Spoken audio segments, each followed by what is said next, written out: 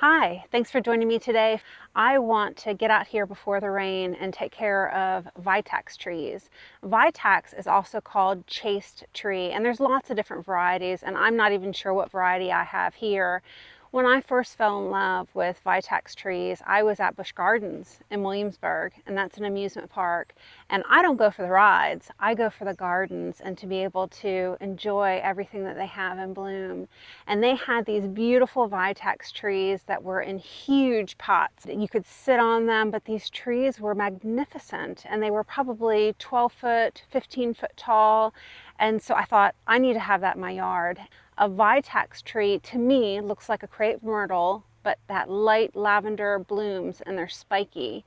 Much like a crepe myrtle that is very weed-like, it's very prolific. You can cut it back to hardly any roots at all, and little stubs for branches, and that sucker's gonna take off. They're great here in my zone. So they're very prolific, and you're gonna find that they have a lot of offshoots. So I've tried to capture that tree view that I had at Busch Gardens, and I have a Vitex that I've tried to train into a tree, but it's difficult because there's constant maintenance on the offshoots or the sucker shoots that are going to come off the tree. So here with these down by the water, I have tried to keep them very low, just let them kind of do their thing, but it's starting to hinder my view of the water. And I also have a walkway. Oh, on this side, there's a walkway, and the chaste tree is making it difficult to go down that walkway. So I'm going to cut these way back. I'm talking 6 inches from the ground, and then I want to come status every couple of weeks for you to see the progress so that you're not afraid to cut yours back, and then you'll have an idea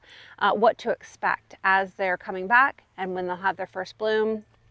So let's go ahead and get started, and wish me luck that I get done here before the rain. So I started cutting it, and I realized it could be beneficial for you to see where I'm cutting it. I'm going to be cutting down to right here where we see all of the new growth shooting out.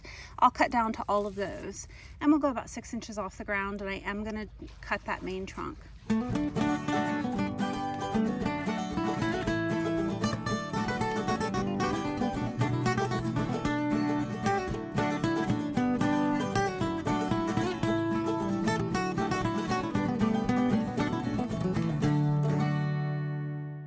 Okay, so this is what we're left with.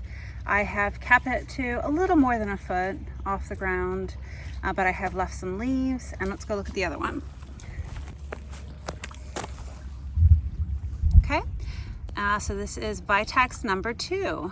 I'll put up on the screen exactly how long it's been since we cut them back, but remember they were, gosh, 12 to 14 inches tall, and now they are up to 5 foot, I think, in height, but it is looking outstanding from being cut back. Let's go ahead and check out the other one.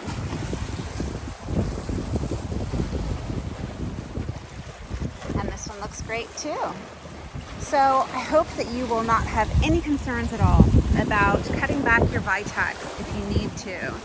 They are so resilient that I think that they would love a little trim. Okay, I'll see you in the next one.